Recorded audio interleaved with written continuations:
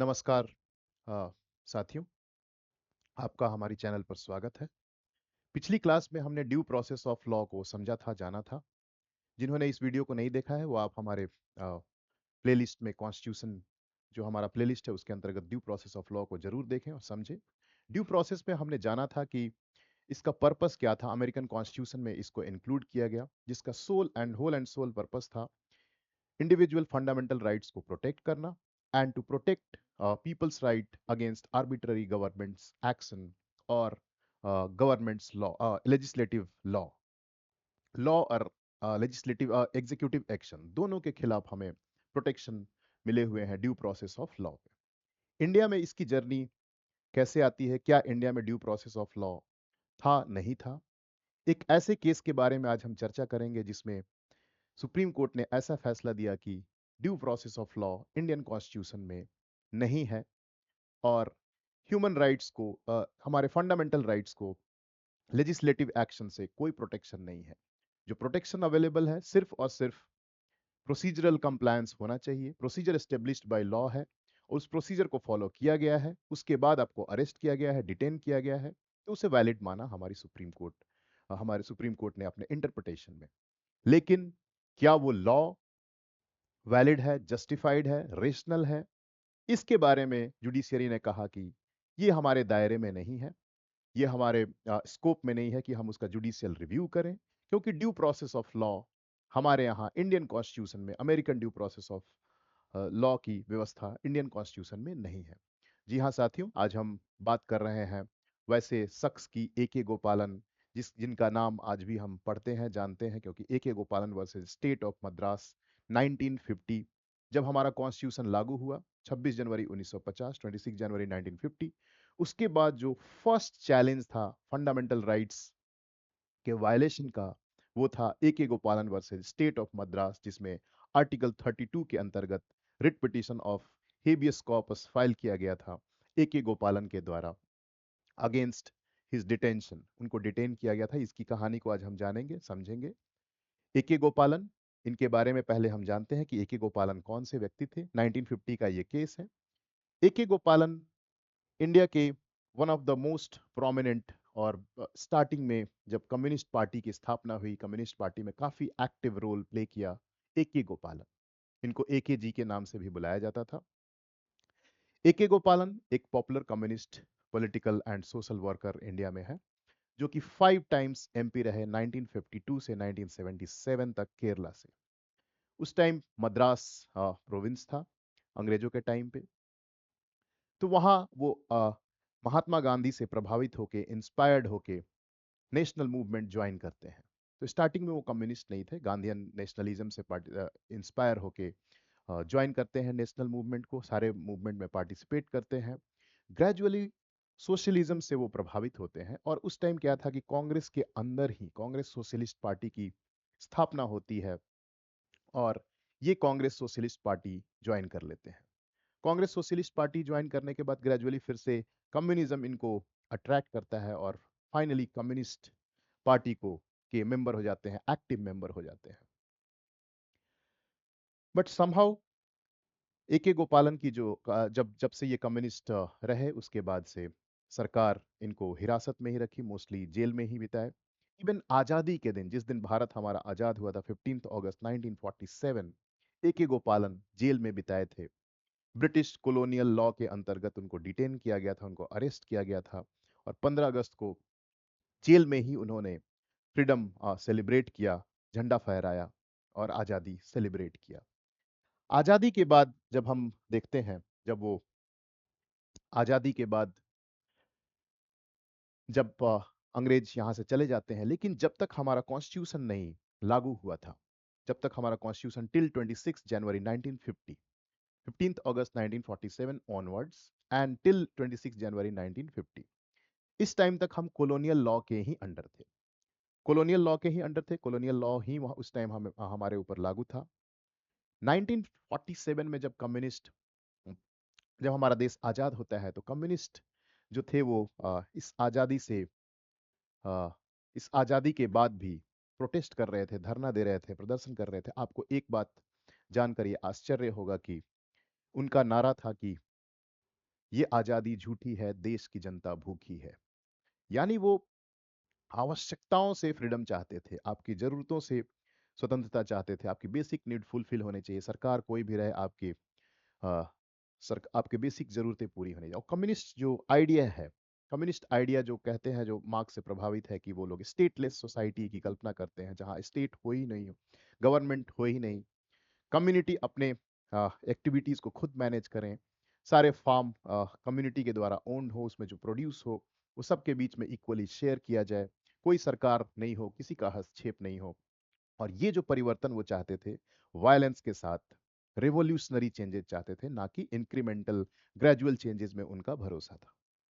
तो वैसे ही ए के गोपालन, कम्युनिस्ट जब लीडर आप जानते हैं, तो कम्युनिस्ट आइडियोलॉजी से वैसे जो उन्होंने एक बहुत ही भड़काऊ भाषण दिया था, प्रोवोकेटिव स्पीच दिया। और क्या स्पीच दिया ये ऑफिशियली अवेलेबल नहीं है, लेकिन समहाउ आप कोरिलेट कर सकते हैं कम्युनिस्ट आइडियोलॉजी से, कि सरकार के खिलाफ बातें कर रहे होंगे, सरकार के खिलाफ भड़का रहे होंगे, कम्युनिस्ट रिवॉल्यूशन लाने की बातें कर रहे होंगे साउथ में, साउथ इंडिया में। उनको ये प्रोवोकेटिव स्पीच देने की वजह से 1947 के दिसंबर में ही डिटेन कर लिया गया। आजादी के बाद कुछ दिनों तक बाहर है, फिर से उनको डिटेन कर लिया गया। अब ये जो अरेस्ट था फिर से कॉलोनियल लॉ के अंतर्गत था, कॉलोनियल लॉ जो था उसी के अंतर्गत उनको डिटेन किया गया। और डिटेंशन में टाइम पीरियड नहीं दिखाया गया था कि कितने दिनों तक डिटेन रखेंगे।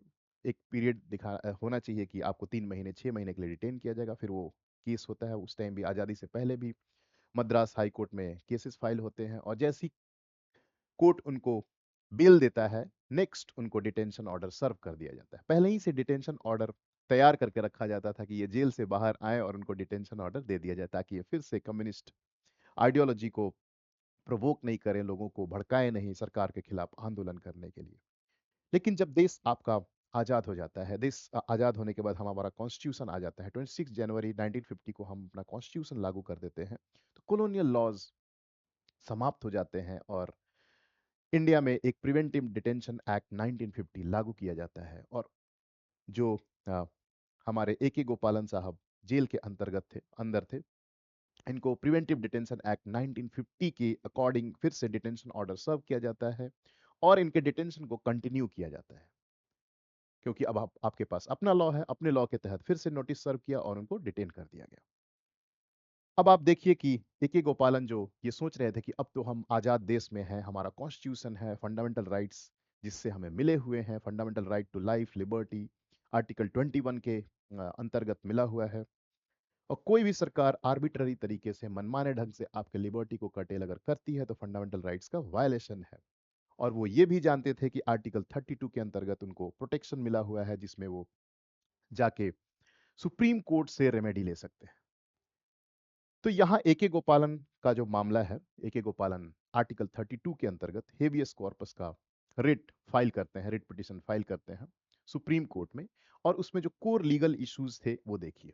सबसे पहले तो उन्होंने कहा कि मेरा जो डिटेंशन है, this is the violation of article 19 which gives me the fundamental right to move freely throughout the country, right to give speeches, और स्पीच देने की वजह से उनको डिटेन किया गया था। तो ये उनके आर्टिकल 19 का वायलेशन है, उनके लिबर्टी को कर्टेल किया गया है, तो वो right to freedom of movement उनका समाप्त हो गया है। सेकेंड जो चैलेंज था कि article 21 which gives right to life and personal liberty, और उसमें साफ साफ लिखा हुआ है कि no person shall be deprived of his life और personal liberty except according to the procedure established by law. तो इसको चैलेंज किया, 21 में उनके पर्सनल लिबर्टी को वायलेट किया गया है। थर्ड जो चैलेंज किया, constitutional validity of preventive detention act 1950, कि क्या हमारा कॉन्स्टिट्यूशन लेजिस्लेचर को ये पावर देता है कि ऐसे कानून बना के, ऐसे लॉ बना के, प्रिवेंटिव डिटेंशन एक्ट बना के अपने ही सिटीजन्स का, अपने ही पीपल जो लोग इस देश में रहते हैं, उनके फ्रीडम को, उनके लिबर्टी को कर्टेल कर सकती है क्या? तो इसकी कॉन्स्टिट्यूशनल वैलिडिटी को चैलेंज किया गया।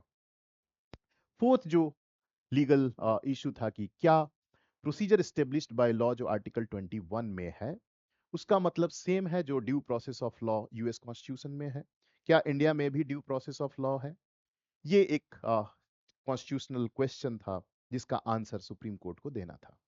अब सुप्रीम कोर्ट ने जो फैसला दिया, सुप्रीम कोर्ट के रूलिंग का समरी आपके सामने है। सुप्रीम कोर्ट ने जो फैसला दिया इसको काफी narrow interpretation of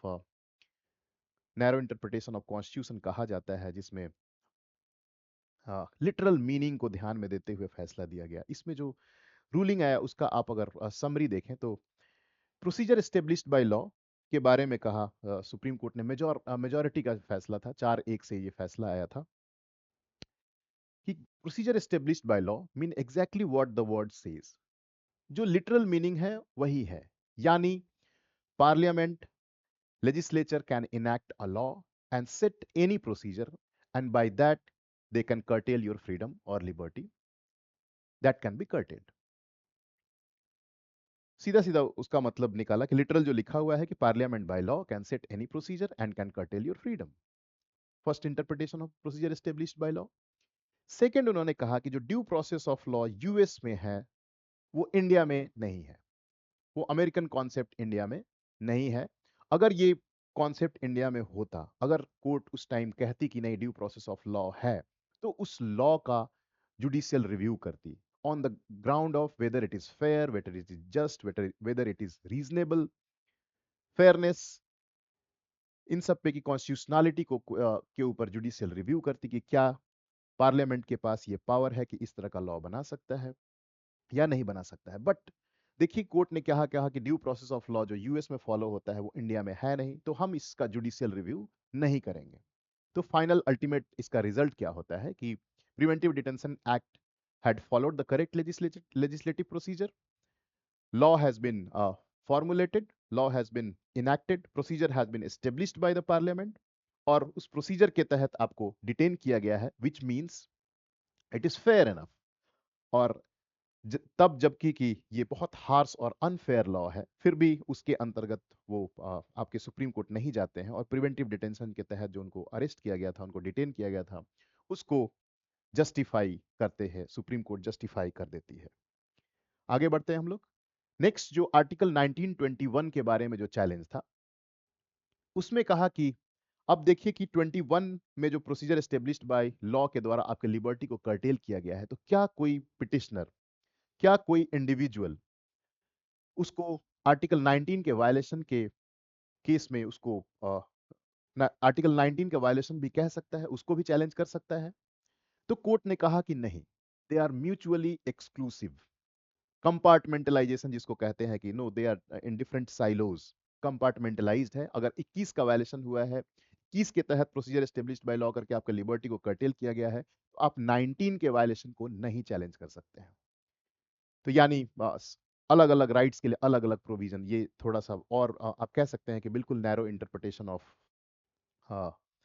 the law of the fundamental rights by the supreme court.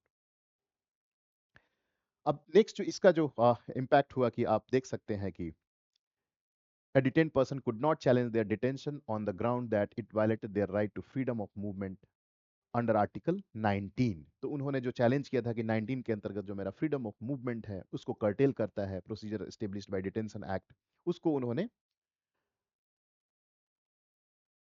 Supreme court ने वैलिड नहीं बताया कि ये आर्टिकल 19 को आप नहीं चैलेंज कर सकते उस आधार पे। नेक्स्ट, प्रिवेंटिव डिटेंशन एक्ट जो मैंने कहा था उसकी कॉन्स्टिट्यूशनलिटी को चैलेंज किया गया था। तो court upheld the general validity of preventive detention act 1950। उसमें जो एक प्रोविजन था जिसको उसने कहा कि अनकॉन्स्टिट्यूशनल है, उसमें क्या प्रावधान थे? उसमें प्रावधान थे कि आप किसी व्यक्ति को डिटेन करेंगे तो उसका रीजन भी आप नहीं बताएंगे उसको। लेकिन आर्टिकल 22 में ये बात है कि आर्टिकल 22 जो प्रिवेंटिव डिटेंशन एक्ट बनाने को एम्पावर करता है, प्रिवेंटिव डिटेंशन की बात करता है, उसमें ये प्रावधान है कि जिस व्यक्ति को आप डिटेन करते हैं उसको डिटेंशन का रीजन बताएंगे, उसको आप लीगल हेल्प लेने की बात करेंगे। बाकी जो नॉर्मल डिटेंशन, नॉर्मल अरेस्ट होता है, उसमें आपको 24 घंटे के अंदर मैजिस्ट्रेट के पास आपको लेके जाना होता है और मैजिस्ट्रेट डिसाइड करेगा कि आपको अरेस्ट में रखा जाए या जुडिशियल कस्टडी में रखा जाए या पुलिस कस्टडी में आपको फर्दर एक्सटेंड किया जाए। ये वाला चीज आपको प्रिवेंटिव डिटेंशन में अवेलेबल नहीं है। उसमें एक सर्टेन पीरियड के लिए, जो आज के डेट में 3 मंथ्स है, उसके लिए आपको डिटेन किया जा सकता है। आपको 24 आवर्स के अंतर्गत जो प्रोसीजर है वो फॉलो करने की जरूरत नहीं है। तो आर्टिकल 22 के तहत उसने वायलेशन माना कि जो भी व्यक्ति डिटेन हो रहा है उसको एटलीस्ट उसको रीजन तो बताना होगा कि आपको क्यों हम डिटेन कर रहे हैं। तो ये जो ब्लैंकेट बैन लगाया गया था कि उसको रीजन भी आप डिस्क्लोज नहीं करेंगे, तो उसको अनकॉन्स्टिट्यूशनल माना गया। थोड़ा सा रिलीफ, थोड़ा रिलीफ दिया गया। अब देखिए कि इस जजमेंट का इम्पैक्ट क्या होता है। अब 1950 से लेके 1978 तक ए गोपालन ने एक मॉडल की तरह काम किया जुडिशियरी के सामने कि हम लोग will not enter into the wisdom's of legislature. जो उन्होंने लॉ बनाया है उसको हम जुडिशियल रिव्यू नहीं करेंगे। हम ये देखेंगे कि वो लॉ बना है, प्रॉपर तरीके से बना है, प्रोसीजर उसके द्वारा एस्टेब्लिश किया गया है, proper legislative procedure of law बनाने को फॉलो किया गया है, और उस सेट प्रोसीजर के द्वारा किसी को आप अरेस्ट करते हैं, एग्जीक्यूटिव अरेस्ट करेगी, पुलिस अरेस्ट करेगी, तो पुलिस के एक्शन को हम देखेंगे कि क्या वो प्रोसीजर एस्टेब्लिश्ड बाय लॉ के अकॉर्डिंग है या नहीं है। अगर है तो डिटेंशन या अरेस्ट इज वैलिड। अगर प्रोसीजरल कंप्लायंस नहीं है तो वैसे केस में जुडिशरी इंटरवीन कर सकती है और प्रोसीजरल कंप्लायंस के लिए बोल सकती है। प्रोसीजर का मतलब जैसे मैंने आपको बताया कि क्या उस व्यक्ति के खिलाफ एफआईआर दर्ज हुआ है, अरेस्ट होने के बाद 24 आवर्स के अंतर्गत उनको मैजिस्ट्रेट के पास, एक न्यूट्रल बॉडी के पास लेके गया गया है, और मैजिस्ट्रेट डिसाइड किया है कि फर्दर उसको अरेस्ट किया जाए या नहीं। तो ये सारे प्रोसीजरल कंप्लायंस को आपको फॉलो करना पड़ेगा। लेकिन किस लॉ के तहत हुआ है, वो लॉ सही है या नहीं, लॉ वैलिड है या नहीं, लॉ के फेयरनेस को, लॉ के जस्ट है या नहीं, रीजनेबल है या नहीं, ये क्वेश्चन के ऊपर वो नहीं जाएंगे, इसके ऊपर judicial review of the law नहीं करेंगे। अब ये 28 ईयर्स तक इसी तरह के नैरो जो जजमेंट है, नैरो इंटरप्रिटेशन है, उसी के बेसिस पे 28 ईयर्स तक 1950 से 1978 तक इसी बेसिस पे चलता है। लेकिन आप देखेंगे कि 1978 एक ऐसा ईयर है, अनफॉर्चुनेटली 1977 में ए गोपालन की डेथ हो जाती है। 5 टाइम्स वो कम्युनिस्ट लीडर रहे, 5 टाइम्स पार्लियामेंटेरियन रहे। 1977 में उनकी डेथ हो जाती है। जब तक वो जिंदा थे तब तक इसी तरह का नॉर्म चला, जो ए गोपालन 1950 का जो जजमेंट था उसी बेसिस पे इंडिया में कॉन्स्टिट्यूशन को इंटरप्रेट किया गया।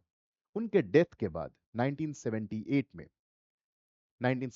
में नई सरकार, 1977 में जब इंदिरा गांधी की इमरजेंसी समाप्त होती है, नई सरकार बनती है, मोरारजी देसाई लेड गवर्नमेंट चुनी जाती है, जनता गवर्नमेंट। उस टाइम पे मेनका गांधी के पासपोर्ट को इम्पाउंड कर लिया जाता है, उनको छीन लिया जाता है। तो ये मामला 1978 में मेनका गांधी केस के रूप में 1978 आता है सुप्रीम कोर्ट के पास फैसला कि क्या सरकार किसी व्यक्ति के पासपोर्ट को छीन सकती है और उसके फ्रीडम ऑफ मूवमेंट को कर्टेल कर सकती है। तो ये जो पड़ाव था मेनका गांधी केस, इसके लिए आपको इंतजार करना पड़ेगा हमारे अगले लेक्चर का, जिसमें हम बताएंगे आपको कि मेनका गांधी केस कैसे ए गोपालन केस के को सीधा पलट के रख दिया, और उसको इसमें जो नैरो इंटरप्रिटेशन किया गया था, ब्रॉडर इंटरप्रिटेशन ऑफ कॉन्स्टिट्यूशन, जिसमें फंडामेंटल राइट को प्रोटेक्ट करने की बात की गई कि फंडामेंटल राइट टू लिबर्टी और फ्रीडम जो है कभी किसी भी हाल में कर्टेल नहीं किया जा सकता, उसको सबसे ज़्यादा प्रायोरिटी देनी पड़ेगी। तो लॉ भी आर्बिट्ररी नहीं होना चाहिए, लॉ भी फेयर होना चाहिए, जस्ट होना चाहिए। यानी 1978 onward Supreme Court could review the law as well, not only executive action but also the law enacted by legislature, which means judiciary started entering into the wisdom of parliamentarians जिन्होंने law बनाया था। तो अब आप देखिए कि 1978 के बाद इंडिया में ड्यू प्रोसेस की बिगिनिंग होती है। अगली लेक्चर तक का आप इंतजार कीजिए, जिसमें हम मेनका केस लेके आएंगे और बताएंगे कि कैसे मेनका जजमेंट के बाद चीज़ें इंडिया में काफ़ी बदल गई, जिसमें ड्यू प्रोसेस ऑफ लॉ जो अमेरिकन कॉन्सेप्ट है, इंडियन जूरिस्प्रूडेंस में उसकी एंट्री होती है, जिसकी कल्पना कॉन्स्टिट्यूशन के निर्माण के समय तो नहीं हुई थी, हालांकि उसके ऊपर डिस्कशन जरूर हुआ था, लेकिन इंडियन जूरिस्प्रूडेंस में, इंडियन लीगल हिस्ट्री में ड्यू प्रोसेस की शुरुआत 1978 में होती है, मेनका गांधी के, जिसको हम नेक्स्ट लेक्चर में देखेंगे। तब तक के लिए मैं आपसे अनुरोध करूंगा कि आप हमारे चैनल को लाइक कीजिए, शेयर कीजिए, सब्सक्राइब कीजिए और बेल आइकन को प्रेस कीजिए, जिससे अगला जो हमारा वीडियो मेनका गांधी पे आएगा उसको आप देखें और समझें। ये वीडियो देखने के बाद आर्टिकल 21 में जो प्रोसीजर एस्टेब्लिश्ड बाय लॉ है and due process of law की पूरी समझ आपको हो जाएगी, मैं ये उम्मीद करता हूँ। हमारे चैनल का ये पर्पस भी है कि पॉलिटी को सिंप्लीफाई करना, आसान बनाना, ताकि आपको जितना हेल्प हो सके हो जाए। Thank you very much. अगली क्लास में मेनका गांधी केस के साथ, मेनका गांधी वाद के साथ आपके साथ मिलेंगे। तब तक के लिए धन्यवाद। Good night.